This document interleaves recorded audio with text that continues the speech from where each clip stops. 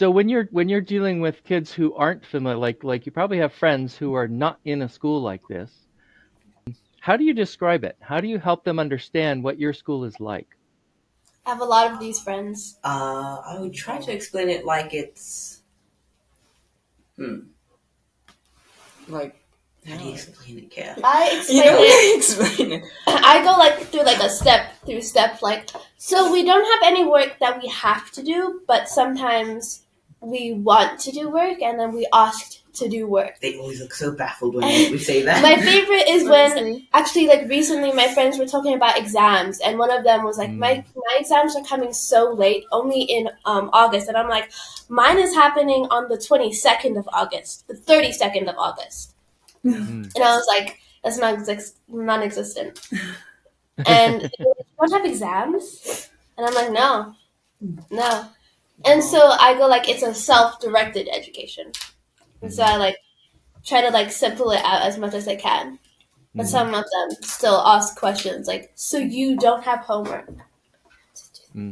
Except sometimes you do have homework. Sometimes I ask for homework, yeah. Like recently I asked a staff member to give me some math because it was going round, and so I took math home, and then I didn't finish it now that I think about it. I did. You finished yours, Kay? I finished mine. I had like 3 pages. Yeah, but my head was hurting, and I was like, no, I would rather just listen to music. Right. I think for me, it depends on who's the one asking. If it's like a more elderly person, I'll be more like simple with it, not to make it like that far away from the more mainstream things, simply because it's just going to be like a process to try fully explain it to them, because they're more like held off on that sort of thing. They don't really want to hear that kind of thing, and oftentimes it's a lot of work to try and explain to them.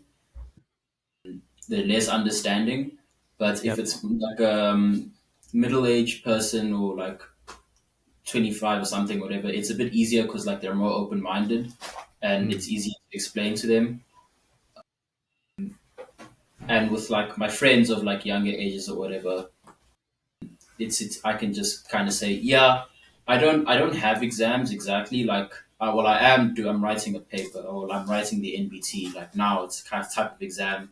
I'm writing that then, but I don't really have exams all the time, every term.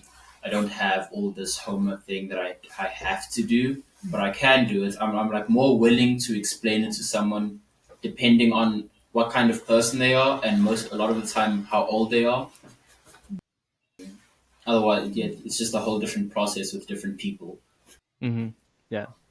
Yeah, and those exams that you do are completely, because you've decided to do them. Nobody's making you do them. Yeah. Yeah. I think the way I describe it a lot of the time, like the fastest way, is I go to an unschooling school, and normally people, because they hear the school at the end, they're just like, oh, it's school. So they don't really like question you further. Yeah, that's I mean, interesting. in times where I say it's kind of like a daycare, but like different. Because technically, think about it, you play around and you kind of get watched over while your parents are working, so on, so on. So it's kind of like a daycare, but also you learn at the daycare. Most daycares, you just Daycare, babies. exist. Wake up there, not knowing how you got there. Also, we don't have a nap time. But I can go with a nap. Although you can. You can. Take a nap. And some kids do. Yo, let's actually start a nap time. Yeah, honestly. I'm on that plan. Yeah. I'm gonna start a nap time. 1 o'clock. Right on. Good for me. No, 1 o'clock's too Especially soon. for winter, because we're in winter now, of course. Yeah. Yeah. Yeah, we should hibernate. I'm for it. I could use that. We should take us a meeting, y'all. Yeah. This is the Agentic Schools Podcast, where you will learn about schools from around the world where children's agency to make decisions about their learning and living is more important than their academic skills. What makes education possible is the satisfaction of psychological needs. So that is what these schools have in common with all others. What makes a school agentic is satisfying those needs particularly well. I'm your host, Don Berg.